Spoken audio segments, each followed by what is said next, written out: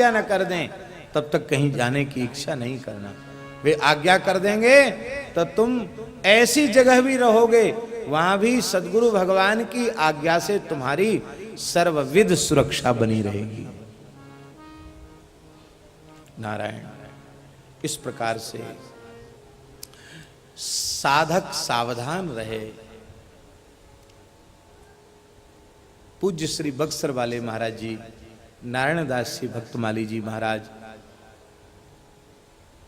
गोरेदाऊ जी में पूज्य श्री महंत वैष्णव दास जी का प्रथम उत्सव हो रहा था और उसमें कथा पूज्य मामा जी ही कर रहे थे।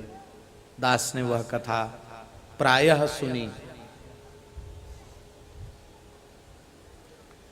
श्री रास बिहारी भगवान की, स्वामी जी महाराज की जय। जय जय श्री राम। देखिए श्री लालन प्रेम धन जी हैं, ठाकुर जी का दर्शन हो गया और स्वामी जी का भी दर्शन हो गया हैं। आज की रास पूर्णिमा सार्थक हो गई।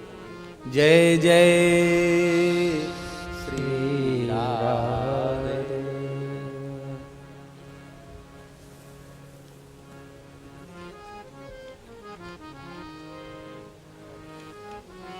विराज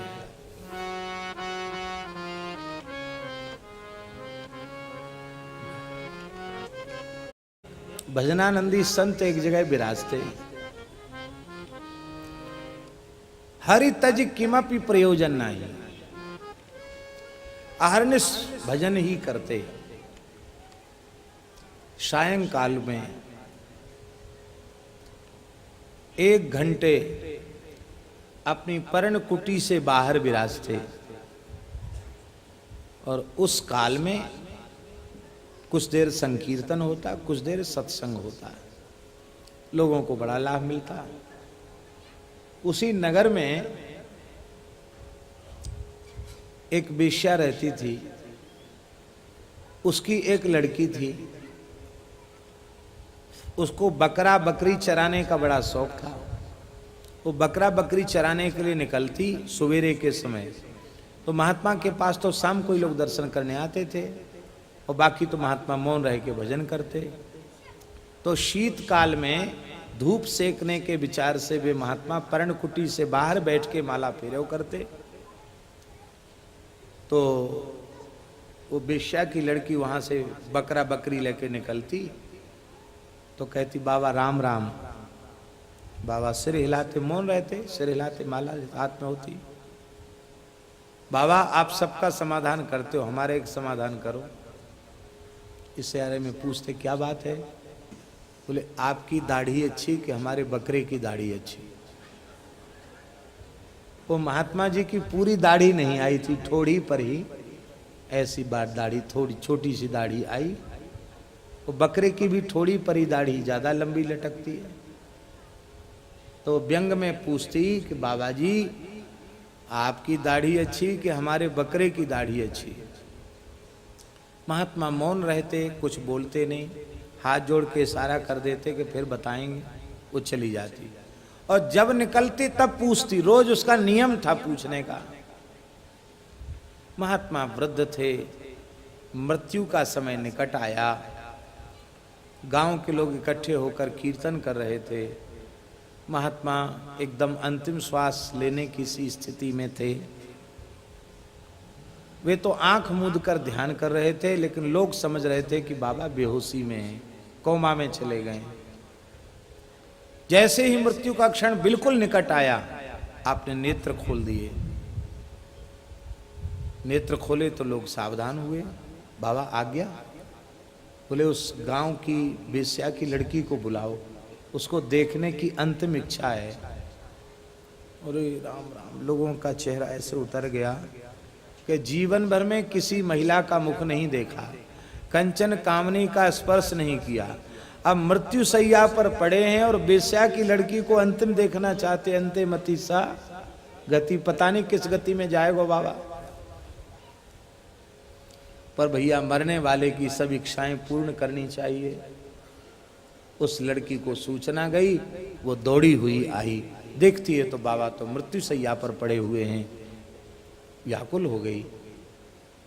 आपने धीरे धीरे मंद्र स्वर में पूछा, बेटी जब तू प्रश्न करती थी उस समय मैं मौन रहता था और प्रश्न का उत्तर देने की स्थिति में नहीं था, लेकिन अब प्रश्न का उत्तर देने की स्थिति में।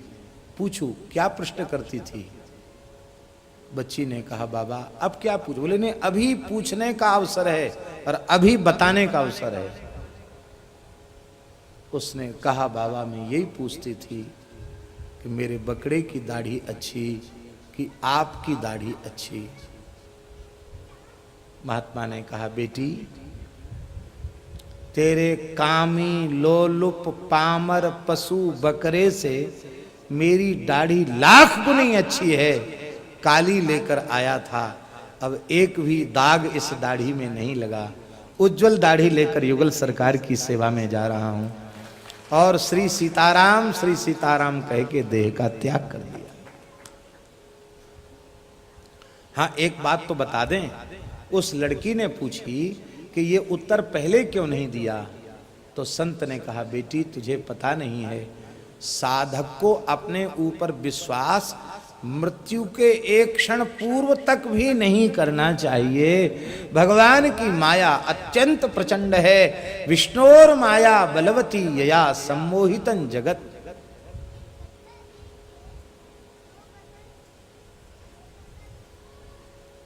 इसलिए माया से सावधान रहे। और ये कैसे जीतेंगे इसको? बोले माम एव ये प्रपद्यन्ते माया में ताम तरन्ति ते।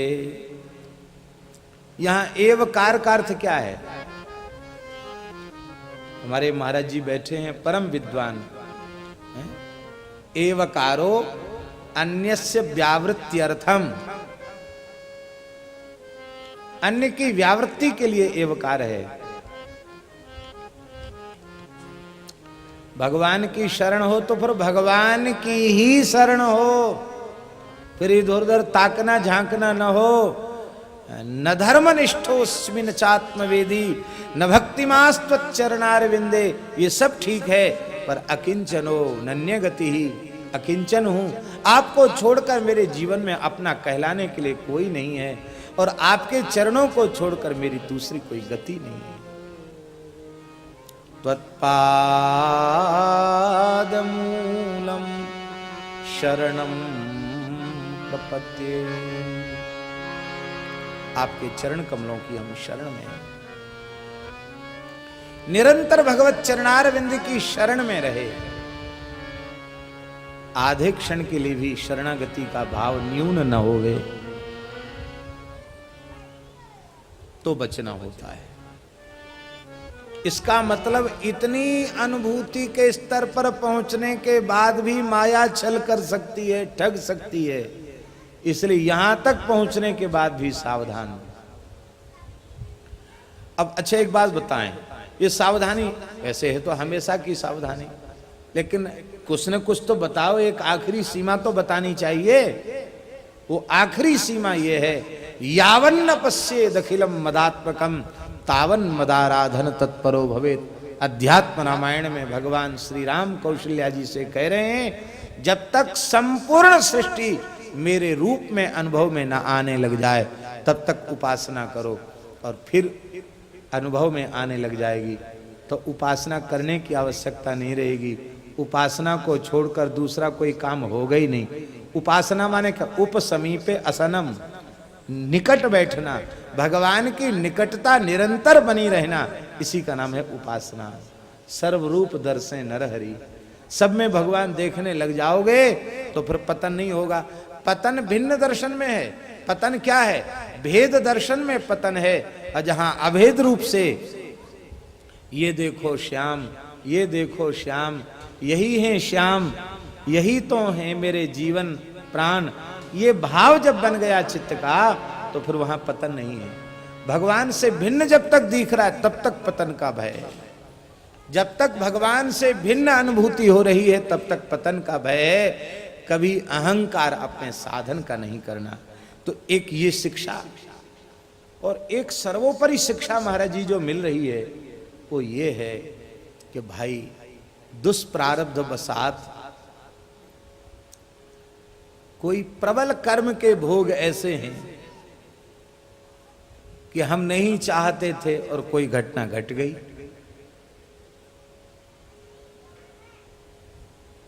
क्योंकि कोई दुष्प्रारब्ध ही ऐसा था, घटना घट गई।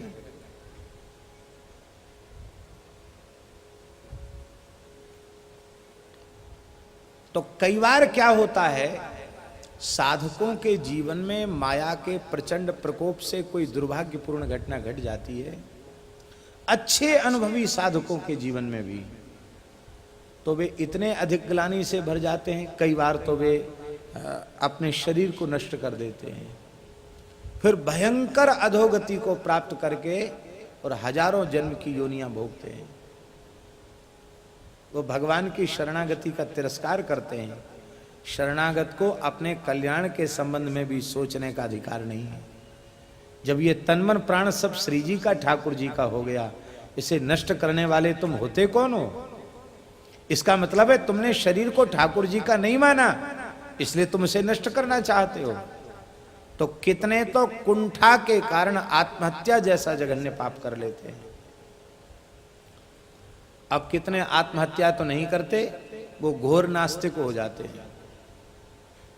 जैसे अभी नास्तिक सम्मेलन सुनने में आया कि वृंदावन में नास्तिक, आज महाराज जी के मोहल्ले में हुआ। महाराज ऐसा मत करो, अपने मोहल्ले में जहां करोड़ों राम नाम विराजमान है, 2 अरब हैं, 2 अरब राम नाम जहां विराजमान है, वहां नास्तिक सम्मेलन मत कराओ महाराज। 100 पुलिस आ गई, वो नाम महाराज ने बुला लिया। भाई देखो, और दुख की बात यह है कि उस व्यक्ति ने यह सम्मेलन आयोजित किया जो 3 साल तक गुफा में बंद रहा। तो लगता है 3 साल गुफा में बंद रहने के बाद यही अनुभूति हुई। पहली बात तो यह है, संसार का कोई व्यक्ति नास्तिक नहीं है। संसार का कोई भी व्यक्ति नास्तिक नहीं है। आप लोग कहेंगे कैसे? आप ईश्वर का अस्तित्व नहीं मानते, अपना अस्तित्व मानते हैं कि नहीं मानते? बोलिए।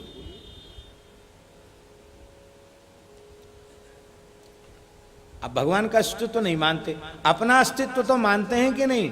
मैं आया, मैं गया, मैंने किया, वो अपना अस्तित्व तो मानते हैं कि नहीं मानते हैं? आप अपना भी अस्तित्व नहीं मानेंगे तो आपका व्यवहार संभव नहीं है। आप अपने अस्तित्व को स्वीकार करते हैं। जिसने अपने अस्तित्व को स्वीकार कर लिया, उसने भगवान के अस्तित्व को स्वीकार कर लिया। क्योंकि गोपियां कह रही हैं, प्रेष्ठो भवांस तनुभृताम किल बंधुरात्मा, आप प्राणी मात्र के प्रियतम हैं, क्योंकि सबके आत्मा हैं। अपने अस्तित्व को स्वीकार करना, अपने आत्मा के अस्तित्व को स्वीकार करना है। तो जिसने आत्मा के अस्तित्व को स्वीकार कर लिया, उसने श्री कृष्ण के अस्तित्व को स्वीकार कर लिया। कोई नास्तिक नहीं।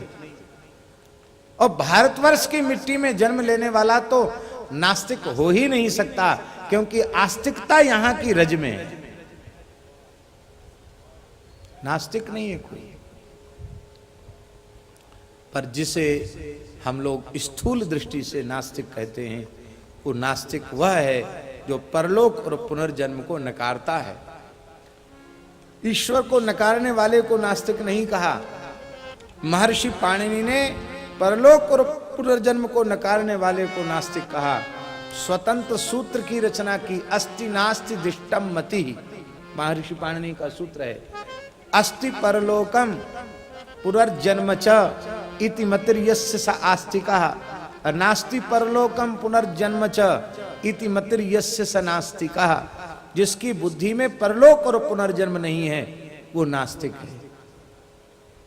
परलोक और पुनर्जन्म को स्वीकार करने के लिए शास्त्र को प्रमाण मानना पड़ेगा, और शास्त्र को प्रमाण मानते ही ईश्वर को प्रमाण मानना पड़ेगा।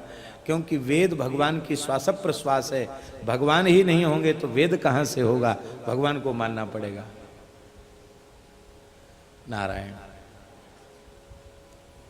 सावधानी सतत। तो महाराज जी एक विशेष बात जो हम निवेदन कर रहे हैं,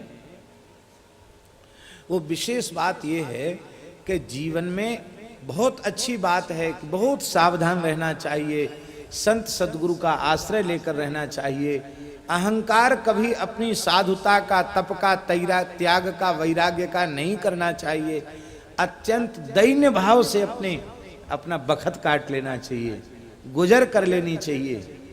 लेकिन फिर भी कोई भयंकर दुष्प्रारब्ध ऐसा आ जाए, फलभोग आ जाए और घटना घट जाए, तो घटना घटने के बाद भी ठाकुर जी से विमुख नहीं होना चाहिए। ये सोचना चाहिए, गज गीध गणिका का गुजारा जिस दरबार में होता, क्या मेरा गुजारा नहीं होगा?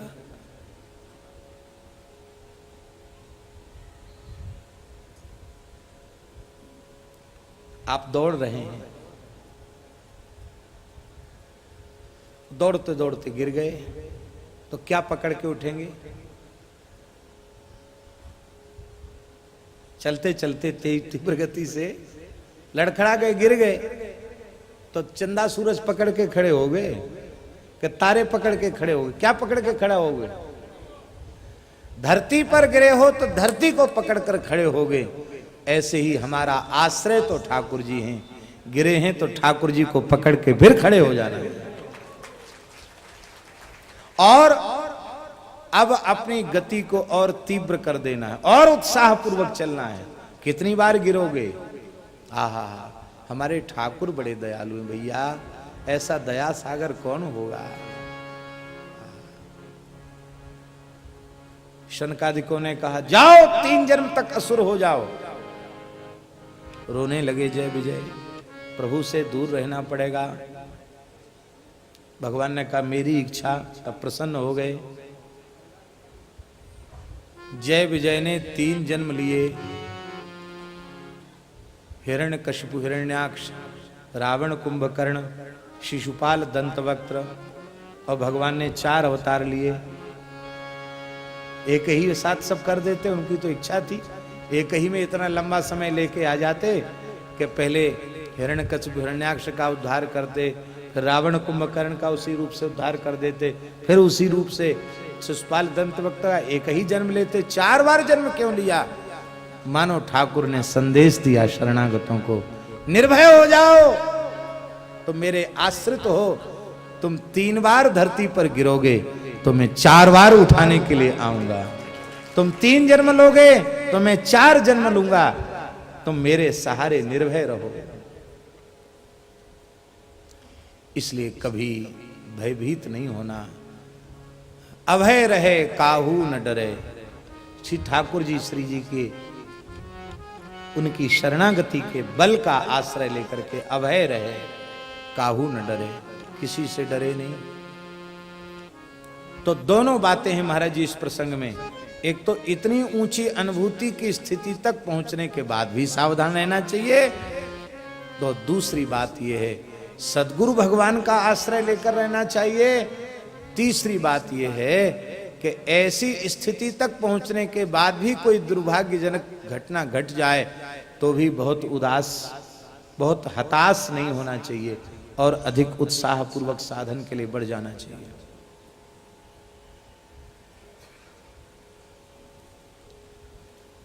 बड़े बड़े भगवत प्राप्त साधकों के जीवन में और ऐसी स्थितियां बनती हैं। परम भागवत पूज्य श्री सुदर्शन सिंह चक्र जी, प्रत्यक्ष भगवत दर्शन हुआ था उनको, प्रत्यक्ष। किस आयु में? जब वे 17-18 वर्ष की आयु के थे तब। भजन तो बचपन से ही करते थे। पहले चाचा जी की मृत्यु हुई, फिर थोड़े ही समय बीता था कि दूसरी जगह कहीं रहते थे, माता जी की मृत्यु हो गई। फिर 14 वर्ष की आयु के केवल थे तब पिताजी की मृत्यु हो गई। 14 वर्ष की आयु में अपने हाथों से अपने पिता का संस्कार करना पड़ा, फिर पहले अपनी माता का संस्कार करना पड़ा, और पूरे कुल खानदान में, परिवार में केवल एक छोटा भाई संवरू श्याम सुंदर सिंह, वही एक छोटे भाई थे। बहुत सुंदर थे, घुंघराले केस, ऐसे थे मानो साक्षात श्याम सुंदर ही हों, ऐसे सुंदर भाई।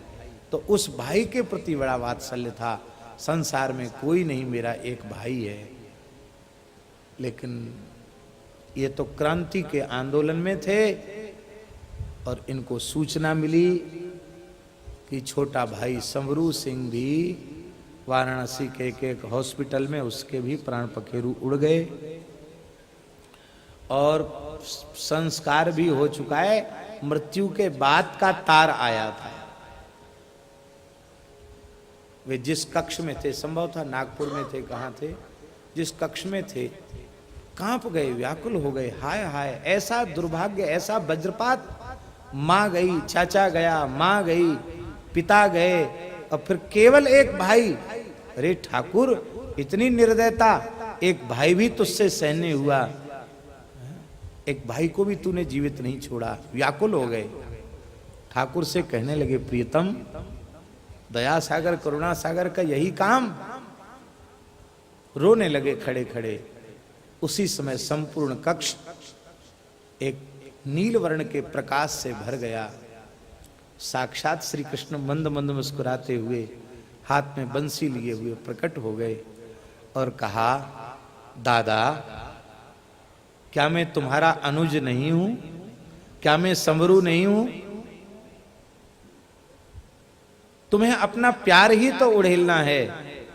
क्या मैं तुम्हारे प्यार को ग्रहण करने का पात्र नहीं हूं?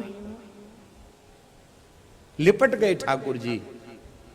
और इसके बाद से चक्र जी का सिद्ध भाव हो गया, श्री कृष्ण मेरे अनुज हैं। दाऊ जी के प्रति गुरु भाव और श्री कृष्ण के प्रति अनुज भाव। बड़ा संघर्षपूर्ण जीवन उनका रहा। उनका जीवन चरित्र भी विचित्र है महाराज। एक बार किसी साधक के संपर्क में आए तो बड़े चमत्कार उन्होंने देखे। छाया पुरुष की सिद्धि थी उसको, और छाया पुरुष की साधना। आपने सोचा कि ठाकुर जी को काहे परेशान करें, अपने भी कोई तंत्र मंत्र कोई सिद्धि हो जाए तो कोई कमी रहे नहीं, अपने खूब सेवा करते रहेंगे, कोई बात नहीं। अपने कोई सिद्धि हो जाए, चमत्कार हो जाए तो बढ़िया है। तो चक्र जी जैसे साधक, देखो आप अन्यथा भाव मत लेना, चक्र जी की कोटि के साधक भगवान की उपासना छोड़कर छाया पुरुष की साधना में लग गए। उसकी एक पद्धति है छाया पुरुष की साधना की, उसको बताने से कोई यहाँ प्रयोजन नहीं है। ना हमें करना है और ना आपको करना है, तो व्यर्थ में वाणी का उपयोग क्यों किया जाए। ये अपने शरीर की छाया को ही सिद्ध कर लिया जाता है और वो छाया फिर आप सब काम करती है। वो छाया आप लाखों किलोमीटर भेजो, वो जाकर सब पता लगा के बता देगी। बहुत बड़े बड़े काम छाया कर देती है। अपने शरीर की छाया में भी एक बहुत बड़ी शक्ति है, उसको छाया पुरुष कहते हैं। उसकी एक पद्धति है। दूसरी एक पद्धति है काल पुरुष। काल पुरुष की साधना, काल पुरुष की साधना वो योग साधना है। वो काल पुरुष की साधना भी हमारे पूज्य खाकचौक वाले महाराज जी पहाड़ी बाबा जानते थे। उनको काल पुरुष सिद्ध था और छाया पुरुष भी जानते थे। वो तो सब हस्ता मलकवत थी उनको तमाम सिद्धियां। तो काल पुरुष की साधना है वो निरापद है, लेकिन भजन करने वालों को उसकी भी जरूरत नहीं है। दूसरों का भूत भविष्य वर्तमान बताने की क्या जरूरत है? कौन सा परमार्थ सिद्ध हो जाएगा इससे? इसलिए इन सब चक्कर में नहीं पड़ना चाहिए। पर चक्र जी की प्रवृत्ति हुई और वो साधन करने लगे। और महाराज जी साधन करते करते उनको बहुत जल्दी अनुभूति हो गई। छाया पुरुष की अनुभूति होने लग गई कि पीछे खड़ी है छाया। उस समय छाया जब सिद्ध होती है तो पूछती है, मैं प्रसन्न हूं, वर मांगो। तो कहना पड़ता कि बस तुम हमारे बस में रहो, मैं जो कहूं सो करो, बस इतना कह दो। और कहीं डर गए उस छाया को देख के तो फिर मृत्यु भी हो सकती है। तो छाया पुरुष प्रकट हो गया महाराज जी। अभी बात नहीं करता था, प्रकट होने लग गया छाया पुरुष। एक दिन आप अपना वो सब टटका टोना करके बैठे थे ध्यान में। उसी समय श्री कृष्ण आए। उन्होंने कहा, दादा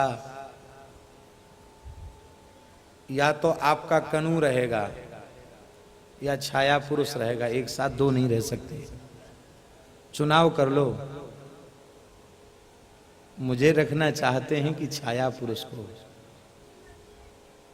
इतना सुनते ही आप व्याकुल हो गए और कहा, छाया पुरुष चूल्हे भाड़ में जाए हैं? हम तो आपके हैं, आपके ही बने रहेंगे। उस कलश में जल भर के रखा जाता, उस जल को आपने फेंक दिया। फेंकते ही आप तुरंत मूर्छित हो गए। लेकिन भक्त न होते, ठाकुर जी रक्षक न होते तो मृत्यु हो जाती। फिर किवाड़ा तोड़ करके तब बाहर निकालना पड़ा आपको। एक कथा क्यों हमने सुनाई? ये इसलिए सुनाई कि भगवान सामने दिख जाएंगे, संबंध बना लेंगे तो भी सावधानी की जरूरत है। सावधानी हटी कि दुर्घटना घटी। सतत सावधान, सतत सावधान। हमारे चंद्र सरोवर वाले बाबा, बाबा श्री ठाकुरदास जी, वो बताते थे कि पूज्य पंडित जी महाराज का मत था 23 घंटा 59 मिनट, कितना? 23 घंटा 59 मिनट जिसे ठाकुर जी की स्मृति बनी रहती है और 1 मिनट के लिए विस्मृति हो जाती है, उसे भी मैं साधक नहीं मानता। ये पंडित जी का भाव था, ये पंडित जी का मापदंड था साधक का। क्या? फिर से सुन लें, 23 घंटा 59 मिनट भगवान के नाम रूप लीला की स्मृति बनी हुई है। 1 मिनट विमुख हो गया, कहते मैं उसे साधक नहीं मानता। साधक किसे मानता हूं? बोले जो आधे क्षण के लिए भी अपने प्यारे को न भूले, वो साधक। गोपियां कहती हैं, त्रुटि युगायते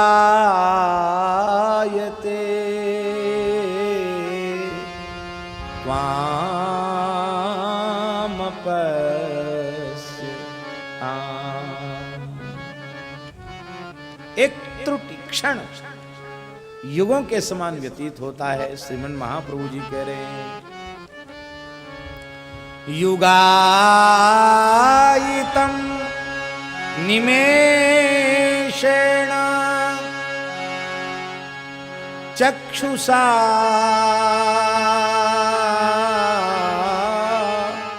प्रावृषायितम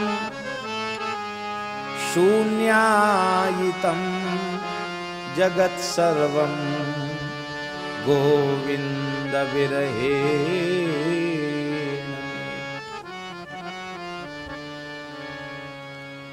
एक एक निमिष युगों के समान व्यतीत हो रहा है। नेत्र सावन भादों की घटा बने हुए हैं। हे नंद कुमार, तुम्हारे बिना ये सारा संसार शून्य समझ में आ रहा है।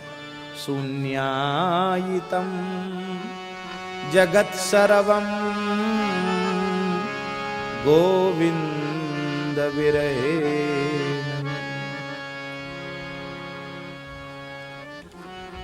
एक देवी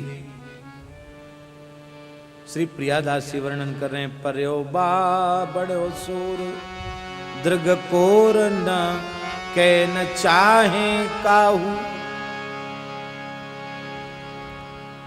हल्ला मच गया। क्या हल्ला? अरे बोले ऐसा सिद्ध अवधूत योगी आया है जो नेत्र उठाकर किसी की ओर देखता ही नहीं।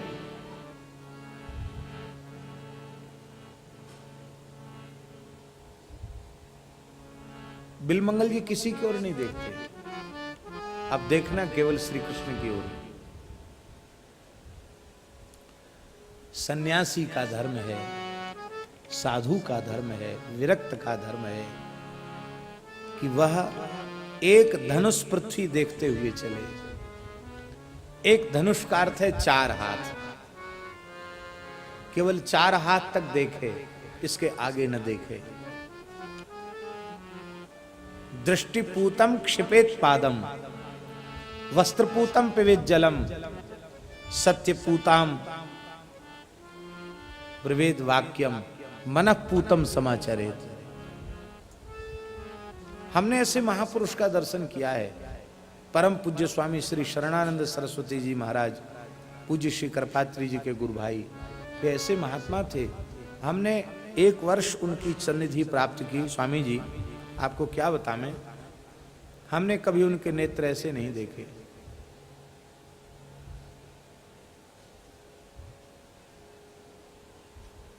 न स्त्री की ओर न पुरुष की ओर, किसी की ओर नहीं देखना, सदा नेत्र उनके सदा उन्मुनि में रहते थे। फोटो भी नहीं खिंचाते थे। हाँ, कोई सामने न हो तो कभी आकाश की ओर ऐसे देखे तो देखें बस, बाकी पशु पक्षी कीट पतंग मनुष्य स्त्री पुरुष किसी की ओर नहीं देखना। बहुत बड़ी साधना है महाराज, सामान्य बात नहीं है।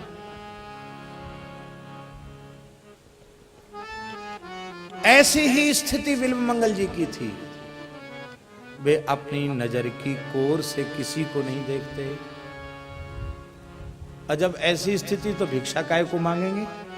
अयाचित भिक्षा जो प्राप्त हो जाती उसी से अपना निर्वाह करते। इस प्रेमी अनुरागी संत की इस साधना का शोर सबको हो गया।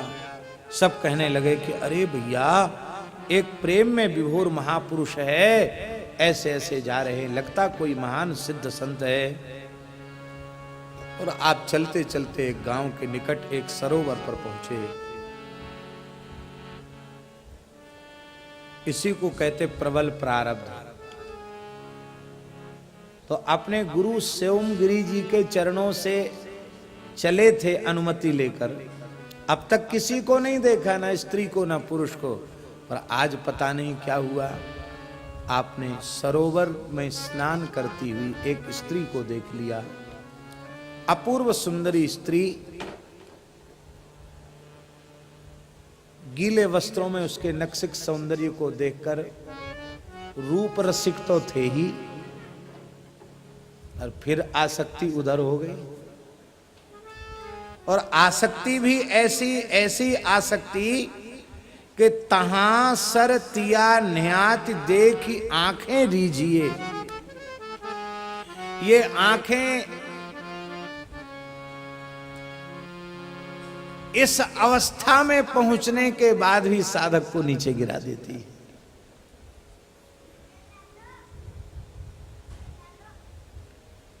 चित्त को सर्वाधिक चंचल करने वाली, हृदय में सर्वाधिक कचड़ा उड़ेलने वाली यदि कोई इंद्रिय है तो वो यही है, दृगिंद्रिय, नेत्रेंद्रिय। ये कब किस ज्ञान विज्ञान संपन्न पुरुष को भी किस मलमूत्र के भांड में ले जाकर पटक देगी, गिरा देगी, नहीं कहा जा सकता। ये आंख नहीं है नारायण, ये भूत है, भूत। आगे बात आएगी, ये आंख नहीं है, ये भूत है। ये आंख नहीं है, ये तो भूत है। बोलो भक्तवत्सल भगवान की। आप आसक्ति बस पीछे लगे लगे उसके घर तक पहुंच गए। यह भी ध्यान नहीं रहा कि लगे बाके पाछे, कांचे कांच की न सुधि कछु, गई घर आछे रहे त्वार तन छीलिए।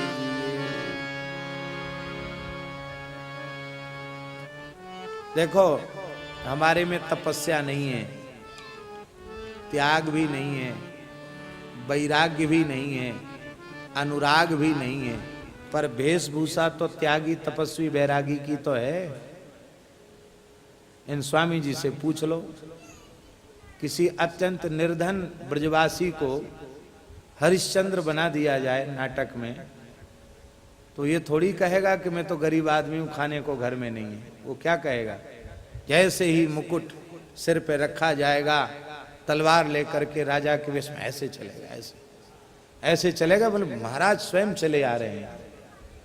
तो भाई देखो, वो भीतर से समझता है कि हम राजा नहीं हैं, लेकिन फिर भी नाटक में राजा का पूरा अभिनय करता है। ठीक इसी प्रकार से ठाकुर जी ने ये साधु की वेशभूषा दी है, तो नकली नाटक करते करते भी कभी असली हो जाएगा।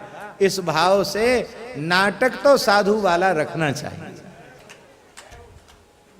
नाटक मत बिगाड़ो।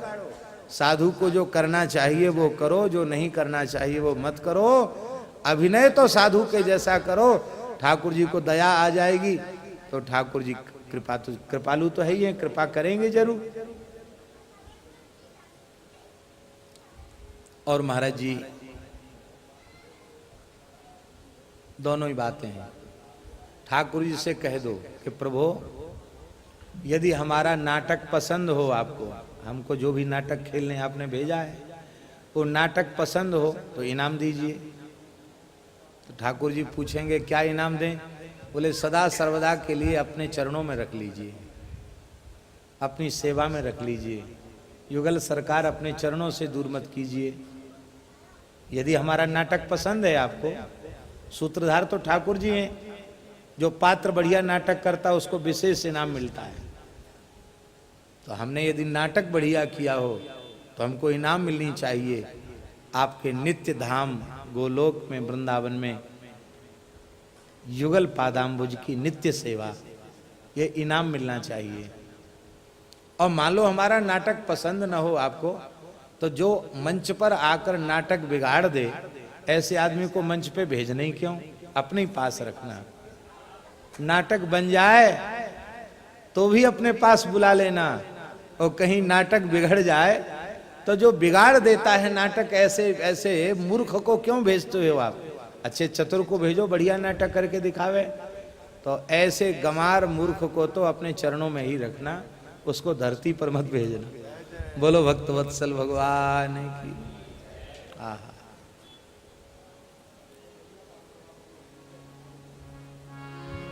यह भी उन्हें होश नहीं रहा कि मेरा वेश विरक्त का है, सन्यासी का है। लोग क्या कहेंगे? अरे हम सिनेमा घर में जाके बैठ जाएं तो लोग पर्दा देखना भूल जाएंगे, हमको देखेंगे बाबा जी की बुद्धि कैसे बिगड़ गई, या कि यहां क्या जरूरत है, क्यों चलो आयो, सोचेंगे लोग जरूर। तो भले ही हमारे मन में सिनेमा देखने की इच्छा होगी तो भी हम नहीं जाएंगे, वो नाटक बिगड़ जाएगा। ऐसे ही महाराज नाटक बिगड़ने की भी परवाह नहीं रही कि लोग क्या कहेंगे। अभी तक लोग कह रहे थे कितना प्रेमी अनुरागी साधु है, रोता रहता है, कृष्ण कृष्ण कहकर किसी की ओर देखता नहीं है, और मेरी ऐसी प्रतिष्ठा, और मैं पीछे पीछे जा रहा हूं किसी स्त्री के चल करके। आहा, कितने दुख की बात है, कितने दुर्भाग्य की बात है। मलुकदास जी महाराज की साखी, वे कहते हैं नारी नाही निहारिए। देखने को मना नहीं, निहारना। निहारना और देखने में बहुत अंतर। दिखाई तो सब दुनिया पड़ रही है, दिखाई पड़ रही है। निहारना माने आसक्ति पूर्ण दृष्टि से उसे देखना। नारी नाही निहारिए करे नयन की चोट, को एक साधु उबरे पर ब्रह्म की ओट। कोई परब्रह्म की ओट लेता है वो उबरता है, नहीं तो महाराज डूब जाते हैं। नारी घोटी, दूसरी साखी मलुकदास जी। ऐसी तमाम कितनी साखियां हैं। नारी घोटी अमल की, ये अमल की घुट्टी है। अमली सब संसार, इस विषय की घुट्टी को पीने वाले संसारी जीव हैं। नारी घोटी अमल की, अमली सब संसार, को एक साधु ऐसा ना मिला, जो संग उतरा हो पार। कहते मुझे अपने जीवन में कोई ऐसा फकीर नहीं मिला, कोई ऐसा साधु नहीं मिला जो इसका कुसंग करके भव सागर से पार उतर गया हो। विरक्त के लिए नस्पृशेद दारवीम अपि, काष्ठ की बनी हुई स्त्री का भी स्पर्श नहीं करना, संग्रह नहीं करना। बहुत प्रार्थना है हाथ जोड़कर, माताओं की निंदा नहीं है। यह जीव वासनाओं का पुंज है। पता नहीं कब वासना उभड़ जाए, उखड़ जाए और कब मलमूत्र के भांड में पटक दे। इसी दृष्टि से सतत सावधान रहने की सलाह दी गई है। जितना पुरुष मात्र साधक को नारी मात्र से बच करके साधन करने का निर्देश है, उतना ही नारी मात्र साधक को पुरुष मात्र के शरीर से बचकर साधन करने का निर्देश है। पुरुष साधकों की ये बात और नारी साधकों की एक ही बात, मेरे तो गिरधर गोपाल दूसरो न कोई, जाके सिर मोर मुकुट मेरो पति सोई। बस मीरा जी गिरधर को तो पति मानती, संतों को क्या मानती? संतों को माता पिता मानती थी। हाँ,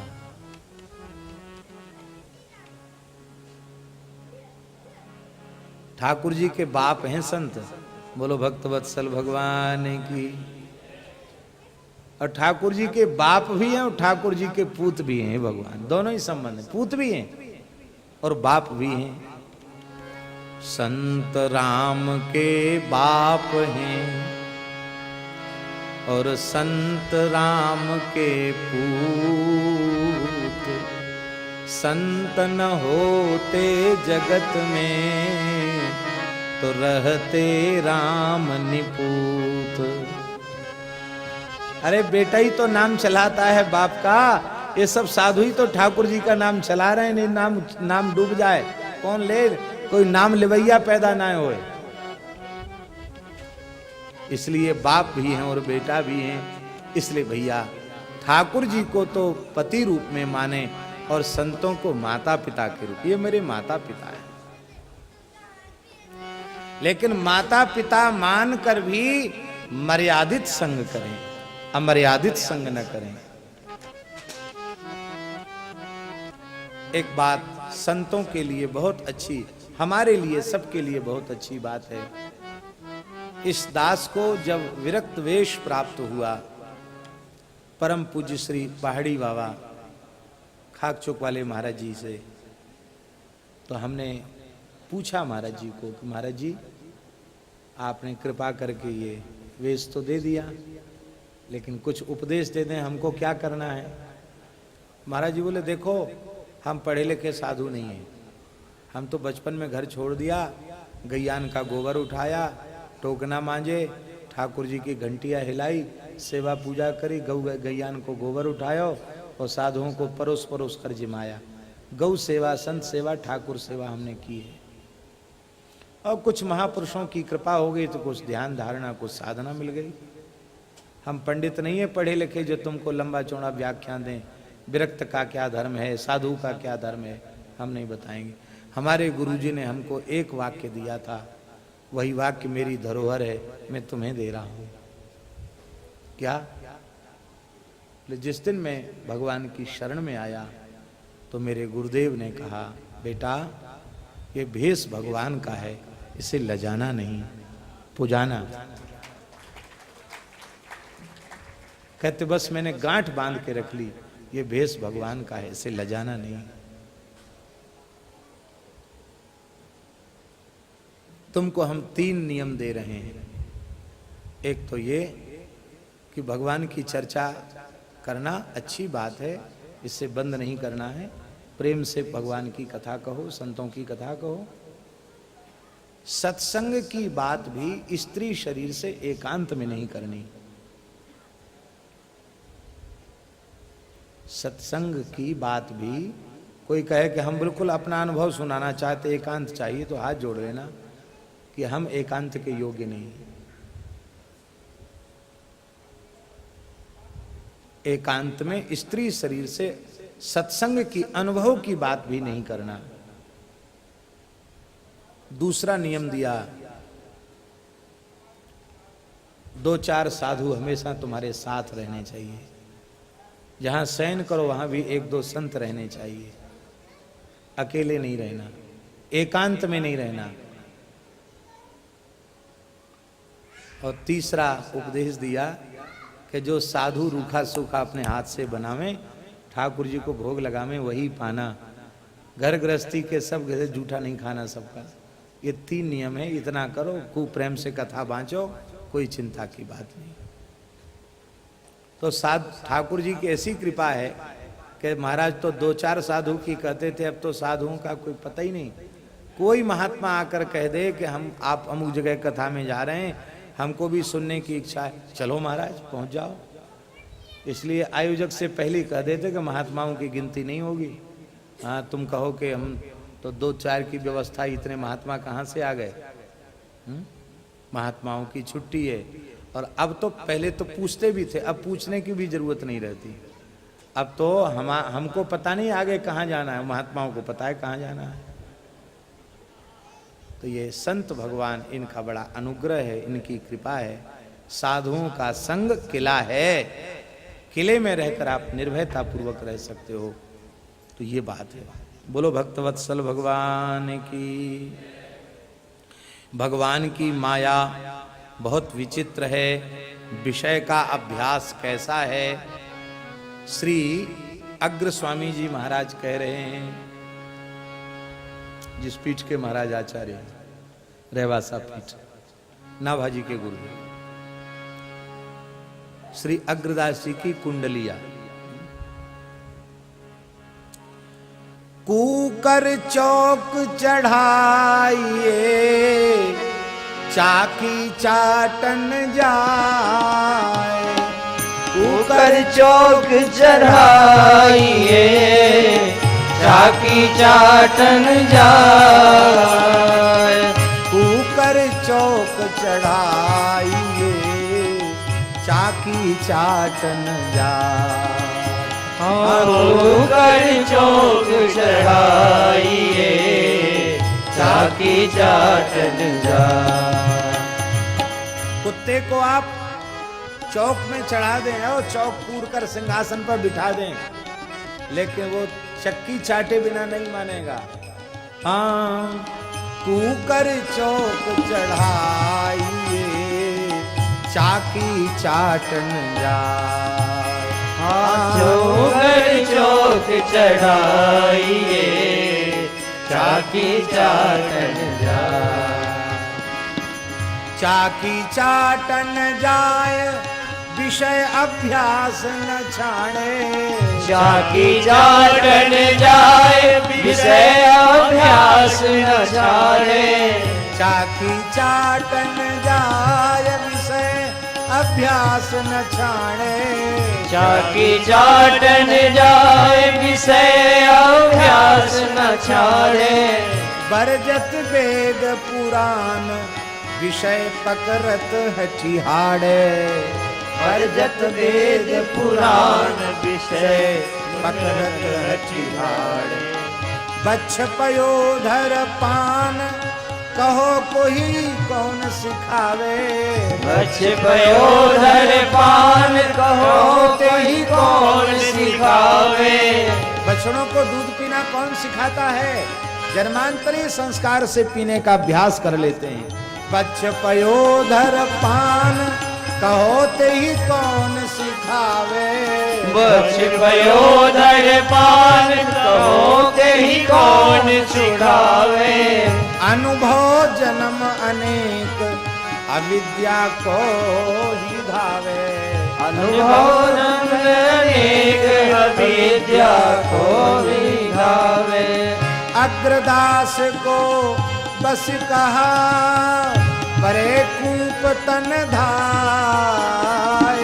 अग्रदास को बस कहा परे कूप तन धाय।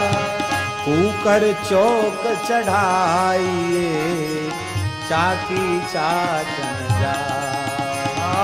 कुकर चौक चढ़ाइए चाकी चाटन जा। इसलिए कुत्ता को बांध के रखना, चौक में बिठा के भी बांध के रखना, नहीं चक्की चाटेगा ही चाटेगा। एक चोर बाबा जी बन गया।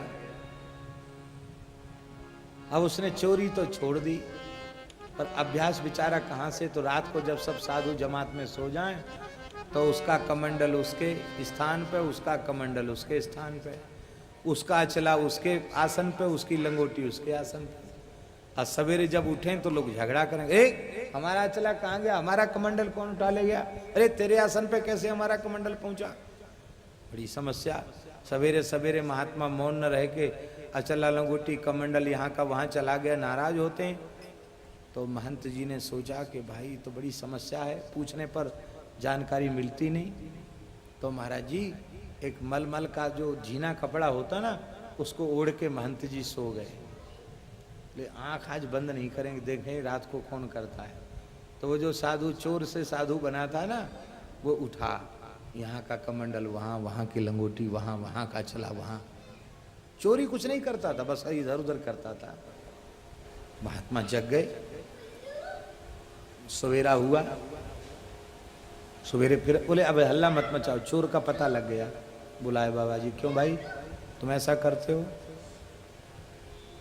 पहले तो मना किया। अरे बोले मैंने अपनी आंख से देखा तुम ऐसा करते हो। हाँ गुरुजी करते। तो क्यों करते हो। अरे साधु बन गए इसीलिए साधु बने हो। उसने कहा महाराज साधु तो बन गए, पर मूल में तो हम चोर हैं। आपकी दया से चोरी करना तो छोड़ दी, पर तुमा पलटी करना भी छोड़ दें क्या। तो तुमा पलटी करते हैं हम, और तो कुछ नहीं करते हैं। तो आप कहो तो तुमा पलटी कर। अरे बोले महाराज ये तुमा पलटी भी छोड़नी पड़ेगी, तब साधु बनोगे, नहीं तो नहीं बन पाओगे। एक महात्मा थे, बड़े सिद्ध थे महाराज जी। तो वो कुछ बनाते बनाते नहीं थे, और राम राम राम राम राम राम राम राम करते रहते। और गांव में रोज नियम था, आज अमुक के घर से, कल अमुक के घर से एक बार रोटी आ जाती थी, प्रेम से झीम लेती थी और भजन करते। और नाम जपते जपते सिद्ध हो गए। तो कुछ रोटी तो बची जाती खाने से। तो एक कुतिया थी, सड़ी सी बिचारी, खजेलू कुतिया हैं, दुबली पतली। दया आई महात्मा को, थोड़ा सा टुकड़ा उसको दे दिया। धीरे धीरे महात्मा की कृपा से वो ठीक हो गई, खूब हृष्ट पुष्ट हो गई। एक दिन महात्मा को दया आई कि बेचारी स्वान योनि में पड़ी है, क्यों ना इसको बढ़िया कल्याण का अवसर दे दिया जाए। मानव शरीर मिल जाएगा तो कल्याण का अवसर हो जाएगा। महात्मा सिद्ध थे, उन्होंने अपने कमंडल से जल लेकर राम राम कह के छोड़ा। वो छोड़ती वो स्त्री, वो जो कुतिया थी ना, बहुत सुंदरी स्त्री बन गई, बढ़िया सुन घूंघट काट के बैठी। और तब तक वहाँ का राजा दर्शन करने आया। राजा ने कहा महाराज हमने तो सुना था आप कंचन कामनी के संग्रह परिग्रह से दूर रहे थे, इतनी सुंदरी स्त्री कहाँ से आई, कोई कौन है, कहाँ से आई, किसकी बेटी है। बोले ये जानने की कोशिश मत करो, तुम्हें अच्छी लग रही हो तो ले जाओ, हमें तो कोई प्रयोजन नहीं है। हाँ महाराज बड़ी दया होगी, इतनी सुंदर तो हमारी रानी भी नहीं है जितनी सुंदर ये है। हाँ तो ले जाओ। वो ले गए, राजा ने उसको रानी बना लिया। अब रात को दीपक बुझ जाए, तो राजा कहे कि अरे भाई इतना कम तेल दीपक में क्यों डालते हो, तेल रात को दिया बुझ जाता है। महल में अंधेरा हो जाता, दिया बुझना ठीक नहीं। कहते ना उसका दिया बुझ गया, दिया बुझना अच्छा नहीं, दिया तो जलना चाहिए। भाई आप लोग भी सुन लो, अपने घर में एक बल्ब कम से कम रात भर जलना चाहिए, एक दिया तो जलना चाहिए। एकदम अंधेरा मत करो, कुछ प्रकाश अवश्य होना चाहिए। बहुत से लोग एकदम अंधेरा कर देते, ठीक नहीं है। भले थोड़ा जलाओ, पर एक कहीं 0 वाट का ही बल्ब जला लो। अब बहुत उत्तम पक्ष तो है कि यदि घी का तेल का दीपक जले तो सबसे उत्तम बात है। तो नारायण शास्त्र में लिखा है, सूर्योदय से सूर्यास्त से सूर्योदय तक जिस गृहस्थ के घर में दीपक जलता है उसके घर में कभी दरिद्रता नहीं आती है। बस शर्त यह है, भारतीय देशी वेद लक्षणा गाय के घी का दीपक हो, बाजार का न हो। ऐसा यदि करे, वो साक्षात भगवती महालक्ष्मी का स्वरूप है। सूर्यास्त के ठीक समय प्रज्वलित होना चाहिए और सूर्योदय तक प्रज्वलित बना रहना चाहिए, फिर अपने आप। इसलिए इतना घी उसमें रख दो कि रात भर जले और सूर्योदय के बाद भी घंटा 1.5 घंटा जल जाए, कोई बात नहीं, क्या घाटा है। लेकिन ये करो तो कभी जीवन में दरिद्रता नहीं आएगी। इतना सुंदर प्रयोग है दीपक का। तो नारायण नाराज हुए राजा, तेल भरने वाले को कहे क्यों तेल क्यों कम भरा? बोला महाराज तेल तो हम ज्यादा ही भरते हैं पहले से, पर पता नहीं क्यों खत्म हो जाता है। एक दिन राजा ने कहा, सोचा मन में कि हम देखेंगे आखिर ये होता तेल क्या है। तो राजा भी महाराज सोया नहीं, ऐसी थोड़ा ऊपर कपड़ा डाल के देखता रहा। क्या थोड़ी देर में रानी सेज से उठी और उठ करके जीभ से चपर चपर चपर करके सब चाट गई तेल, सब तेल चाट गई रानी। उसको बड़ा आश्चर्य, घी चाट गई पूरा। अरे बोले ये कैसी विचित्र स्त्री है, सब जीभ से चपर चपर करके चाट गई।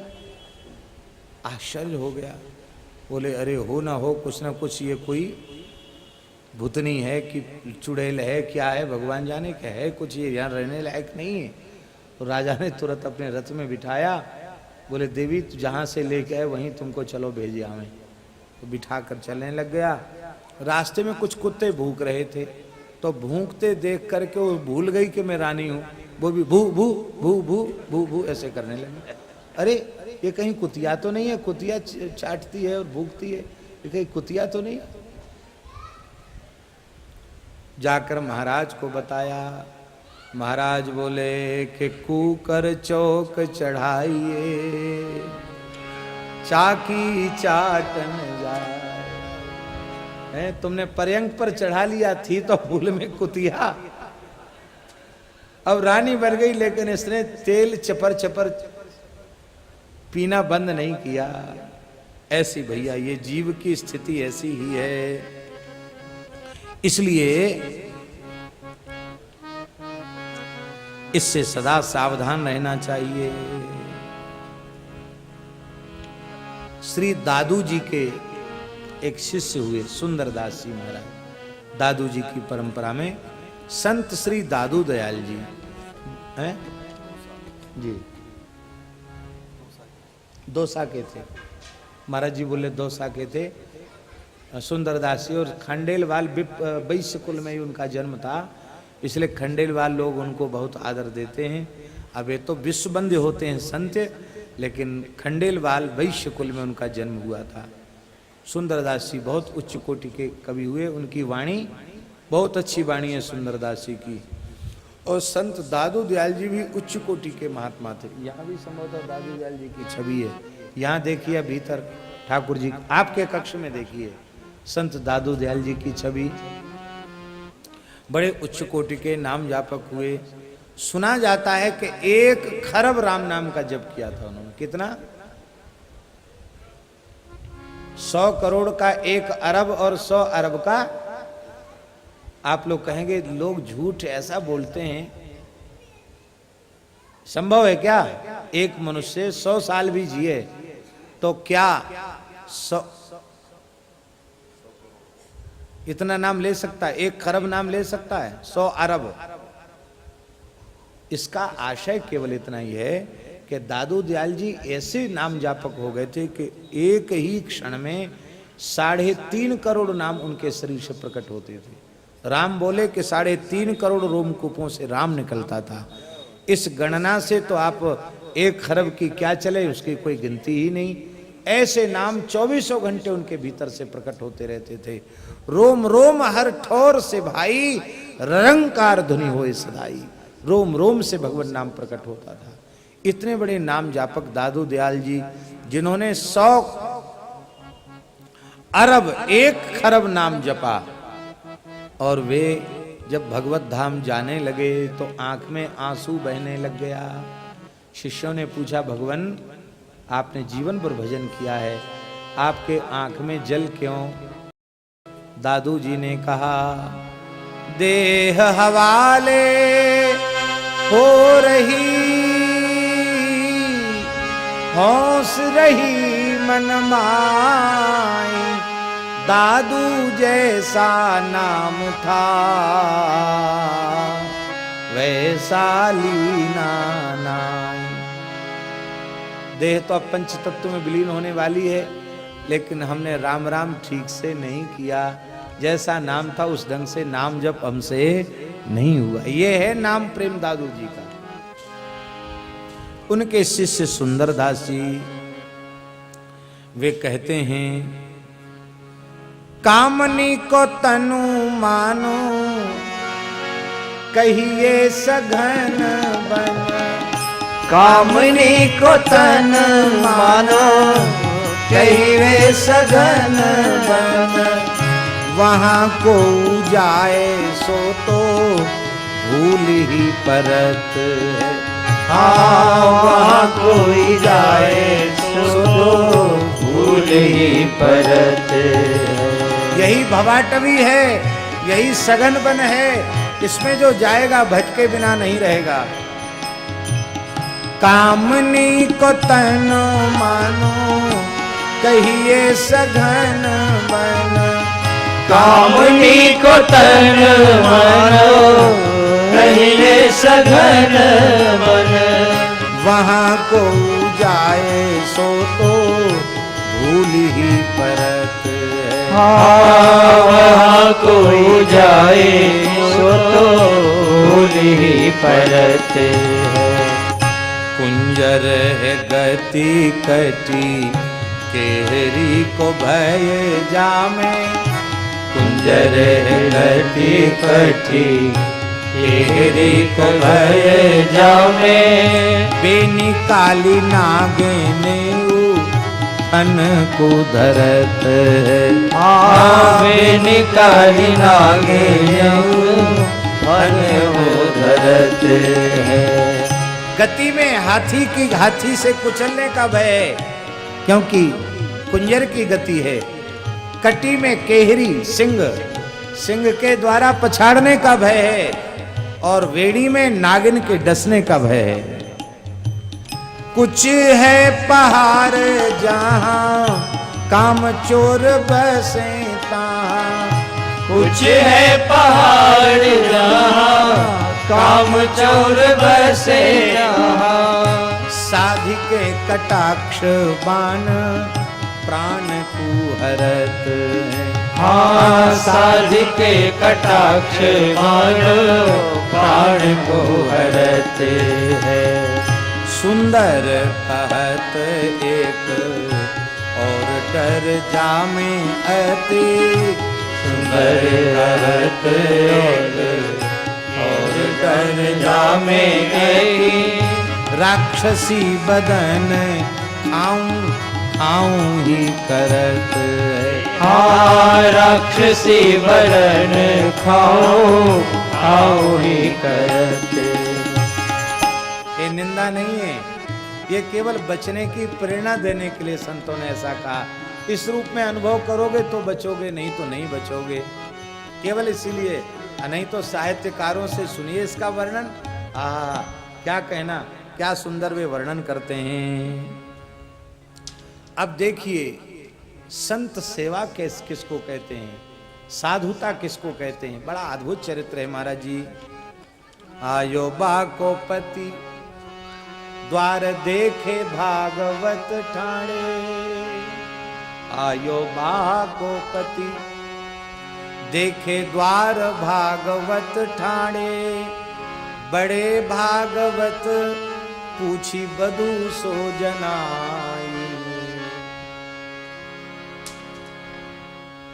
ये तो पीछे लगे लगे उसके घर तक आ गए, वो घर में चली गई जल का कलश लेकर के।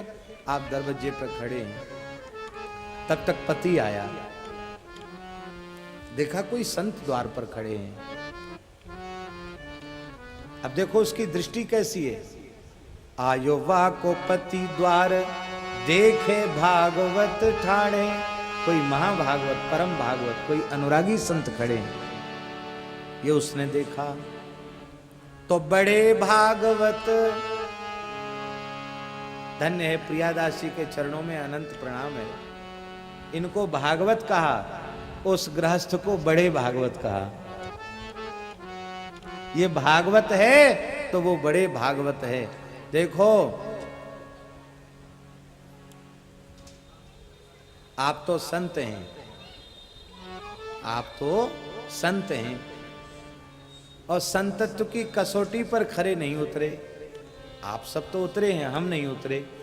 ये बात 10-5 के बीच में भी कर सकते, 10-5 करोड़ के बीच में भी कर सकते कि हम साधुता पर खरे नहीं उतरे। हम खरे नहीं हैं साधुता पर।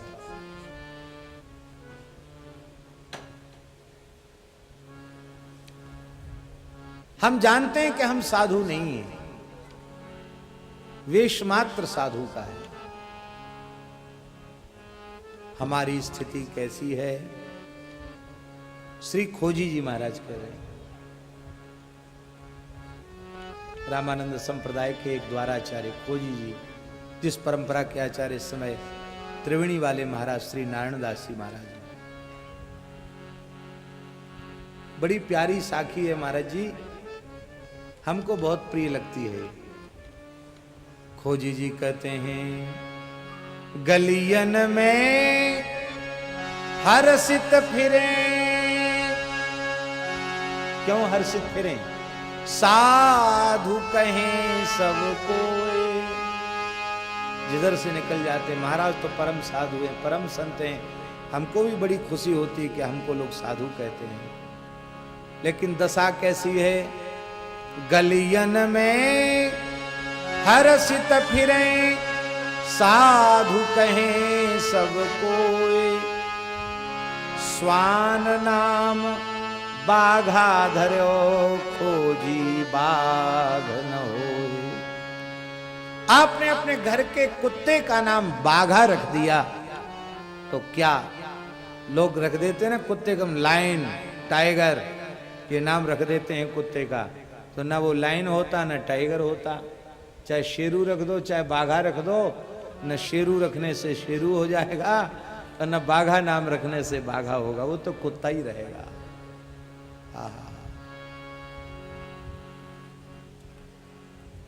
इसलिए ऐसे वेशधारी के ऊपर जो श्रद्धा रखते हैं, हम संत हैं तो इस वेश में श्रद्धा रखने वाले परम संत हैं। यदि हम भागवत हैं तो इस वेश में श्रद्धा रखने वाले बड़े भागवत हैं। हम छोटे भागवत हैं और वो बड़े भागवत हैं। हमारे पूज्य गुरुदेव श्री भक्तमाली जी महाराज एक वाक्य कहते थे, बहुत प्यारा वाक्य। महाराज जी कहते थे कि जब कोई साधक हमारे सामने आकर कहता कि अब संसार में कोई चीज पाने की इच्छा नहीं है,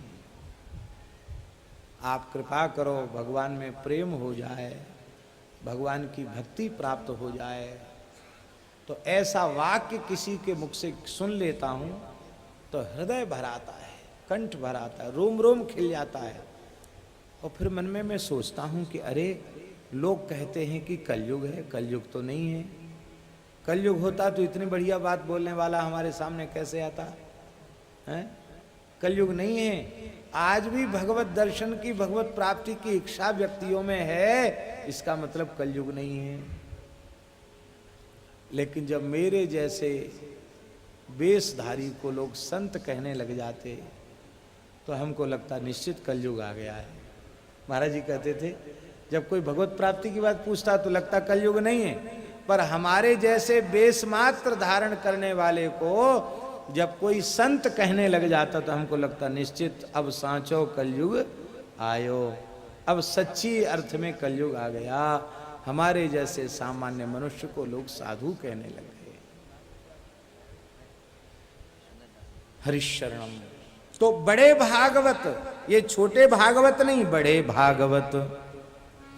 पत्नी से पूछा कि देवी ये संत भीतर नहीं प्रवेश करते, बाहर खड़े हैं, ये कैसे, कब आए, तुमने भीतर बैठने को क्यों नहीं कहा? तो बधू सो जनाइए, स्त्री ने जना दिया। क्या जनाया? ये प्रियादासी ने लिखा बधू सो जनाइए। कैमरा वो बाहर का फोटो खींचता है, पर ये जो भगवती है ना माताएं, इनको हमारे ठाकुर जी ने ऐसा कैमरा दे रखा है कि भीतर तक का फोटो खींच लेती है। बोलो भक्त वत्सल भगवान की। क्यों ना हो, साक्षात शक्ति है ना ये सब। बहुत ताकत है इनमें महाराज, बहुत शक्ति है इनमें, शक्ति ही है इनमें, बहुत शक्ति है। पुरुष मात्र को आंकने का जो चश्मा, जो कैमरा इनके पास है वो किसी के पास नहीं है। पुरुष स्त्री को नहीं आंक पाता है, लेकिन स्त्री पुरुष को आंक लेती है। ये कौन है, कैसे है? इन माताओं को पुरुष के दृष्टि से ही पता चल जाता कि ये कैसा है। तो वो तो थोड़ी नाराज थी, क्योंकि इनकी नजर को समझ रही थी कि ये प्रेम से आए हैं कि किस ये तो रूप के जाल में खींचे चले आए हैं। सो जनाइए। उसने कहा महाराज आप कहते हैं संत, वस्तुतः ये तो मेरे रूप की ओर आकृष्ट होकर यहां तक आए। अब प्रियादासी क्यों बड़े भागवत कह रहे हैं? किसी गृहस्थ को पता चल जाए कि मेरी सुंदरी स्त्री के पीछे लगकर यह पुरुष यहां तक आया है और वो भी साधु वेश में आया है, तो कितनी बढ़िया आरती पूजा करेगा आपको मालूम है? ऐसी सुंदर जूता चप्पल से आरती उतारेगा कि सदा सर्वदा के लिए तृप्ति हो जाएगी आरती पूजा से, ऐसी आरती उतरेगी। लेकिन महाराज धन्य है उस भागवत ने कहा देवी ये तो भगवत स्वरूप हैं, इनमें दोष नहीं देखना। ऐसे प्रेमी अनुरागी संत यहाँ तक चलकर पधारे, ये हमारा सौभाग्य है। हम गृहस्थ हैं, साधु की सेवा करना, साधु को रोटी देना, ये हमारा धर्म है। ये क्या हैं, कैसे हैं, तुमने कैसे घोषणा कर दी? ये तो भगवान के स्वरूप हैं, हमें इनका आदर करना चाहिए। और उसने कहा, चरणों में प्रणाम किया और प्रणाम करके कहा, कही जू पधारो पांव धारो ग्रह पावन को। कही जू पधारो पांव धारो ग्रह पावन को। पावन पखारो जल ढारो शीस भाई। पावन पधारो जल ढारो शीस भाई। हे महाराज पधारिए, अपने पवित्र चरण कमल अब इस घर कुटिया में पधराइए, अपनी चरण रस से इस घर को पवित्र कीजिए। और मैं ये पवित्र कलश में जल लेकर आया हूं, आपके चरण प्रक्षालन का अवसर आप प्रदान कीजिए। क्या करेंगे चरण धोके? बोले ढारो शीस भाई। आपके चरणों को धोकर पीऊंगा, आपका चरणामृत लूंगा और उसी से यही मुझे भाता है, यही मुझे अच्छा लगता है। इसलिए महाराज जी संतों ने बहुत सुंदर सुंदर भाव कहा है।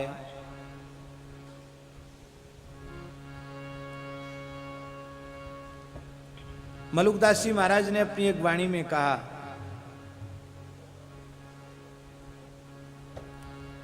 कि चरण पखारत होय आनंदा, जन्म जन्म के काटे फंदा। वस्तु अनूठी संतन लाऊं, कह मलूक सब भरम नसाऊं। घर बन का इनके भय नाही, जिम पुरइन रहता जल माही। इसलिए साधु दरस से होत आनंदा, जन्म जन्म के काटे फंदा। साधु नाम दर्शनम पुण्यम, तीर्थ भूता ही साधवा। तीर्थ फलति कालेन सद्यः सज्जन संगति ही। सज्जन साधु पुरुष की संगति सद्य फल दे देती है। संत सेवा का भाव यही है। रैदास जी के यहां जब कोई संत आ जाते तो रैदास जी नाचने लग जाते थे। आज के दिवस की में, आज के दिवस की में जाऊं बलिहारा।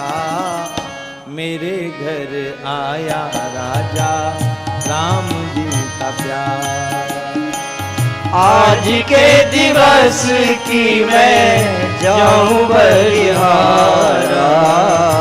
मेरे घर आया राजा राम जी का प्यारा। आज के दिवस की मैं जाऊं बलिहारा। मेरे घर आया राजा राम जी का प्यारा। आज के दिवस की मैं जाऊं बलिहारा। मेरे घर आया राजा राम जी का प्यारा। आंगन भवन भयो अति पावन। आंगन भवन भयो अति पावन। हरिजन बैठे हरि जस गावन। हरिजन बैठे हरि जस गावन। करूं दंडवत चरण पखारूं। तन मन धन सन तन परवारूं। करूं दंडवत चरण पखारूं। तन मन धन सन तन परवारूं। कथा कहें अरो अर्थ विचारे। कथा कहें अरो अर्थ विचारे। आप तरें ओ रन को तारे। आप तरें ओ रन को तारे। कह रे दास मिले हरिदासा। जन्म जन्म की पूरी आशा। कह रे दास मिले हरिदासा। जन्म जन्म की पूरी आशा। आज के दिवस की मैं जाऊं बलिहारा। आज के दिवस की मैं जाऊं बलिहारा। मेरे घर आया राजा राम जी प्यारा। मेरे घर आया राजा राम जी का प्यारा। उस गृहस्थ ने चरण धोए, चरणामृत लिया, मस्तक पर चढ़ाया और अपनी पत्नी से कहा, चले भवन माज मन आरती मिटाए वे को गाए वे को पावन, जोई रीति सोई के बताई है। विधिवत संत की सेवा की, वो चरण धोए और चंदन लगाया, माला पहनाई, प्रसाद पवाया और फिर पत्नी से कहा, नारी तू नारू से तू कहो है, तू श्रृंगार करी सेवा कीजे। एक प्रार्थना है हाथ जोड़ के। ये अति भक्ति का चरित्र है, अनुकरणीय नहीं है, सामान्य कोटि की बात नहीं है। इसलिए प्रियादास जी ने पहले सावधान कर दिया, बड़े भागवत, वो छोटा भागवत नहीं है। संत में जीव बुद्धि नहीं है, संत में भगवत बुद्धि है। ठाकुर जी पधारे हैं, ठाकुर जी का तन मन प्राण सर्वस्व है। देवी सुंदर श्रृंगार करके सेवा में उपस्थित हो। एक बात ध्यान देने की महाराज जी, जहां जहां मर्यादा का अतिक्रमण दिखाई पड़ता है, वहां कहीं भी मर्यादा का अतिक्रमण नहीं हुआ। भावना वहां तक पहुंच गई, लेकिन ऐसी भावना जिसमें है, उससे शास्त्र सिद्ध कर्म स्वप्न में भी संभव नहीं है। इसलिए जहां जहां ऐसी बात बनी, वहां कहीं मर्यादा का अतिक्रमण नहीं हुआ। यहां भी श्रृंगार करके पत्नी को भेजा, लेकिन यहां मर्यादा का अतिक्रमण नहीं, साधु भेष की मर्यादा की रक्षा हो गई। जैसे वो देवी श्रृंगार करके आई, कहा, भगवान मेरे पति ने आज्ञा दी है, मैं आपकी सेवा में प्रस्तुत हूं, मुझे आज्ञा कीजिए। कांप गए बिल्व मंगल जी। आज केवल आंख नहीं रोई स्वामी जी, आज आत्मा रो पड़ी। मुझे लोग साधु कहते हैं, मैं साधु हूं? मैं साधु नहीं, सच्चे साधु तो ये हैं। मेरे साथ कैसा व्यवहार होना चाहिए था, लेकिन धन्य है इस सदगृहस्थ को।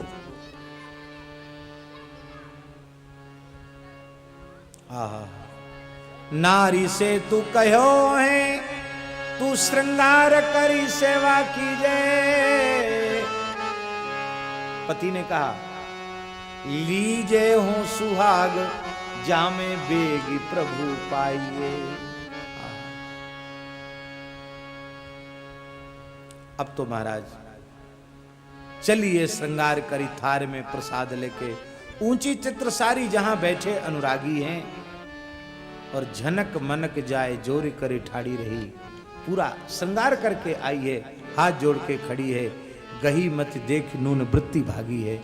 आज वो न्यून वृत्ति भाग गई और रो पड़े, आज आत्मा रोई है। भैया कभी ऐसा भी करो कि तुम्हारी आत्मा रोने लग जाए, फिर माया का बस नहीं चलेगा। केवल आंख न रोए, आत्मा भी रोए। आज आत्मा रोने लगी है, और आज उसके मुख की ओर नहीं देखा, आज उस पतिव्रता के चरणों की ओर देखा है। चरणों की ओर देखा नहीं है, मन ही मन उसके चरणों में बिल्व मंगल जी ने प्रणाम किया और कहा, माता। क्या कहा? माता। स्वामी जी, इससे पवित्र संबोधन इस ब्रह्मांड में और कोई दूसरा नहीं है। माता,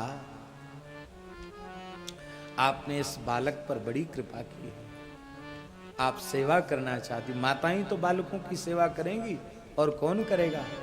आप सेवा करना चाहती हैं, तो मुझे 2 बड़ी बड़ी मोटी सुई, उनकी महती आवश्यकता है। वो 2 सुई ले आओ। कही युग सुई ले आओ, 2 सुई ले आओ। लियाए दई लई हाथ, दे दिया। लाओ मेरे हाथों में। दोनों हाथों में सुई ले लिया, और फोरी डारी आंखें, ओहो बड़ी ये अभागी। आंखों को फोड़ दिया, रक्त की धार बह चली, और कहा, ये बड़ी भाग्यहीना है। कहां श्याम सुंदर को देखने के लिए ललचाई थी, अखियां हरि दर्शन की प्यासी। देखो चाहत कमल नैन को, निस्दिन रहत उदासी। और आज ये दशा हो गई। गई पति श्वास पास, श्वास भरत न बोली आवे। बोली दुख पाए आए पाए परे रागी है। पति के पास गई, श्वास ले रही है लंबी लंबी।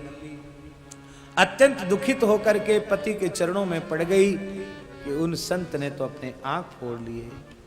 दौड़ा हुआ गृहस्थ चरणों में आया, भगवान आपने आंख क्यों फोड़ ली? बोले ये आंख नहीं थी, ये भूत थे, इन भूतों से पिंड छुड़ा दिया है। मैं आपको भिक्षा तो करा, यही भिक्षा?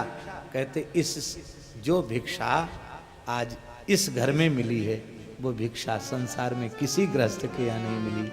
आज इस भिक्षा को प्राप्त करके मैं धन्य हो गया। और अब ठाकुर के साथ चलेंगे। यहां से बहुत आग्रह किया गृहस्थ ने कि यहीं रह जाओ, लेकिन आपने कहा अब एक पल नहीं रुकना है। तो आप कैसे जाएंगे? आप नेत्रहीन हैं। बोले अब हमारा मार्गदर्शन श्री कृष्ण करेंगे। और लकुट लेकर बिलमंगल जी चल पड़े हैं। धीरे धीरे उन्हें चलने दीजिए, कल यहां से आगे की चर्चा करेंगे। रेवासा महाराज 1 बजे तक बैठने को बोले थे, लेकिन उन्होंने 1 घंटा अधिक हम लोगों को दे दिया। ये उनकी उदारता, उनकी कृपा। और आज महाराज जी रास पूर्णिमा है, आपको वहाँ जानकी नाथ जी का रास का दर्शन करना है, इसलिए आप वहाँ भी रास होता है रेवासा धाम में। महाराज जी अग्र स्वामी जी के महाराज के बड़े अद्भुत अद्भुत पद हैं। तो श्री राम जी का रास आचार्यों ने खूब गाया है, वहाँ भी आपके यहाँ उत्सव है, आपको पधारना है। लेकिन हमारी एक बड़ी प्रबल इच्छा हो रही थी कि पूज्य स्वामी जी आए हैं, महाराज जी विराट, एक छोटा कोई रास का पद सुना देते तो आज उत्सव धन्य हो जाता। स्वामी जी के चरणों में प्रार्थना है, एक ठाकुर जी स्वामी जी एक रास को पद छोटो सो कोई, वहाँ भैया जगह तो दो। हाँ